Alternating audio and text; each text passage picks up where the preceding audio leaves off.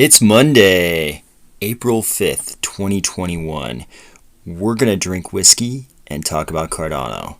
Get ready. Let's go.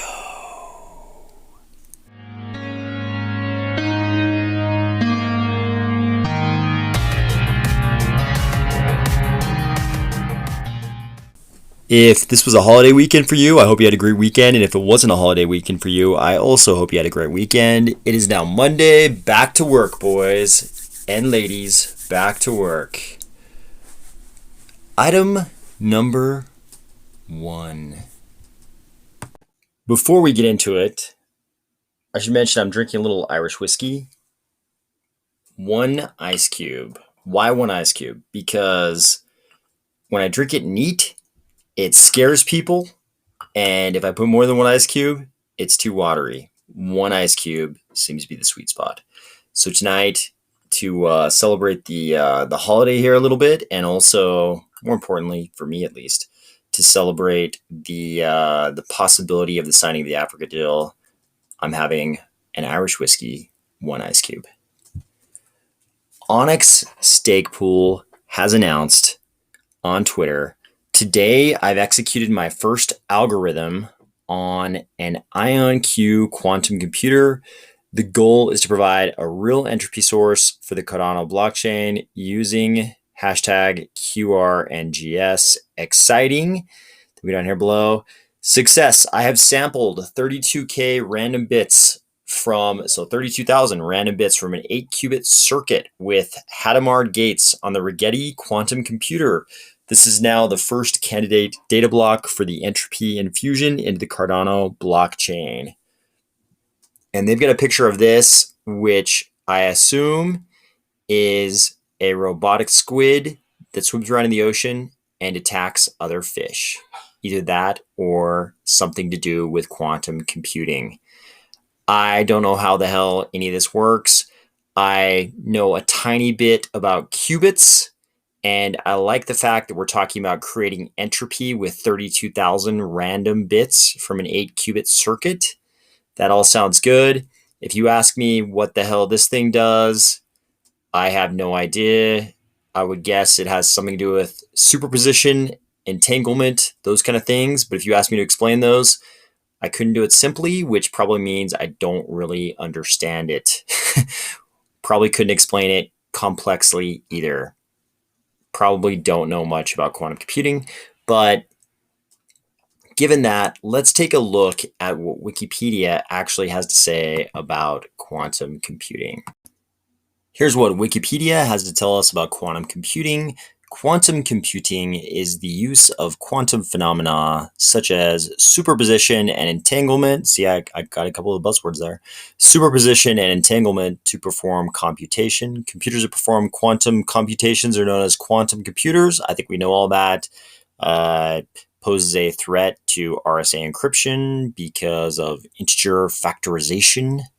There are several types of quantum computers, including the quantum circuit model, quantum Turing machine, adiabatic quantum computer, one-way quantum computer, and various quantum cellular automata. Progress towards building a physical quantum computer focuses on technologies such as transmones, ion traps, and topological quantum computers, which aim to create high-quality qubits. What the hell is a qubit? A qubit is the basic unit of quantum information, the quantum version of the classic binary bit. Physically realized with a 2-state device, a qubit is a 2-state quantum mechanical system. Examples include the spin of the electron, in which the 2 levels can be taken as spin up and spin down, or the polarization of a single photon, in which the 2 states can be taken to be the vertical polarization and the horizontal polarization. There you go. That's what a qubit is. So coming back to our original tweet here, Onyx is saying they have sampled 32,000 random bits from an 8-qubit circuit. So they have 8 qubits in this circuit, and they have taken 32,000 random bits in an attempt to create entropy and infuse that into the Cardano blockchain. That all sounds great to me. Anybody who's worried about quantum computing, it sounds like every single person I've ever heard talk about quantum computing says a couple different things in relation to crypto, and that's that quantum computing, that would be a threat to hashing algorithms like SHA-256 and more complicated are far off. And by the time we get there, we will just use that same level of quantum computing and create even better hashing algorithms that are quantum resistant. So no worries about quantum computing, but it looks like we're already creating entropy in the Cardano blockchain with quantum computing today. So good job, Onyx Stake Pool. Item number 3, for anybody out there learning Haskell or Plutus, I thought this was a very valuable video. I believe this gentleman here in the very fancy hat is Brian Beckman. It's sort of unusual. He's wearing Oakley sunglasses on top of his hat. He's protecting both the top of his head and his eyes. Good for him, very safety conscious. But this guy put together this little whiteboard video, or actually somebody else filmed him doing a whiteboard of the way he explains two of the concepts that people seem to be very afraid of in Haskell. I haven't gone through them yet. I've gone through this video, but I haven't gone through them in my normal study. Those are monoids and monads. And the way he presented them here was very straightforward, made a lot of sense to me. I think if you understand what a function is, and he even has a great way of explaining functions as lookup tables. But if you are studying Haskell or Plutus and you are afraid of monoids and monads, I don't know. I guess I'll know more when I actually go through the monoid and monad sections, the chapters in the Haskell book. But based on what he presented here, I feel like I have some kind of a grasp of what both of these concepts mean and what role they play in Haskell just based on this video. And it was simple to understand. If you understand functions, if you understand how functions work, just what they are at a very basic level, and you kind of understand like the nomenclature of sort of basic algebra, I think this video was pretty damn good. So I'm hoping this means that when I actually do go through and do a more sort of exhaustive beginner study, I know that's kind of those are kind of conflicting terms, exhaustive beginner study. But when I do that for monoids and monads, I think this is going to be valuable. So it's only an hour-long video. Highly suggest this if you are learning Haskell or Plutus and you are afraid and haven't quite gotten to those sections where you study those two concepts. So thank you, Brian Beckman. Item number 4, Sebastian of Emurgo was recently on Kaizen Crypto. And first of all, I want to thank the people at IOHK at Emurgo and the Cardano Foundation who go on some of these YouTube channels and podcasts and talk about what's going on the inside. It's super helpful, just like this interview was. And also to these people like Kaizen Crypto who put on these interviews.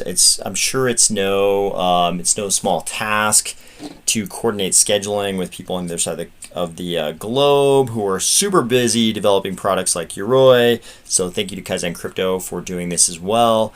But Sebastian on Kaizen Crypto detailed how Emurgo plans to deliver some proof of keys functionality for Cardano. So this came in the form of a Catalyst proposal. I think they only asked for $500. This was just so they could kind of experience how Catalyst worked. But I really appreciate what they're actually trying to deliver. I think they only asked for like $500. So they weren't really after the money. Obviously, Emurgo has the money to do stuff like this. But I think they wanted to experience exactly what Catalyst was like from the proposer standpoint. But all that aside, I think the product they're trying to deliver here is really interesting. So right now, if you wanted to prove you owned a certain Cardano account, if you think about how you would do that, I mean, you could tell somebody like, hey, I'm going to prove to you that I hold the private keys for this Cardano account, and the way I'm going to prove that to you is tomorrow at noon, I'm going to move 1 ADA. That's how you know I actually control this account, right?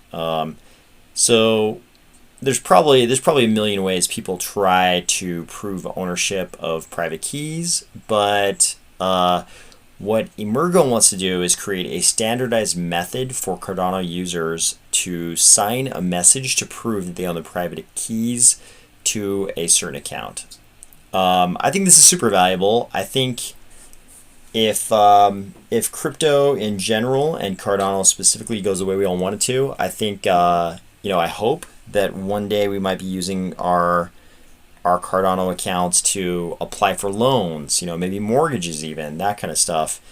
And we'll need some way of proving that we actually control those accounts. And I don't want to have a like a mortgage banker waiting around to see if I move one ADA at noon. It'd be much better if I could just sign a message proving that I controlled the keys to my account. So thank you to Emurgo for doing this. I think this is just one of the many little things that could be built out in Cardano and make all of our lives easier if this whole crypto thing blows up the way we hope it will. All right, I hope everybody has a great week. Today's just the start, Monday, but I believe and I hope this week, who knows at this point, but I hope this week we get final confirmation on the Ethiopia deal, maybe something from the Ethiopian government with details as to exactly what this digital identity solution is.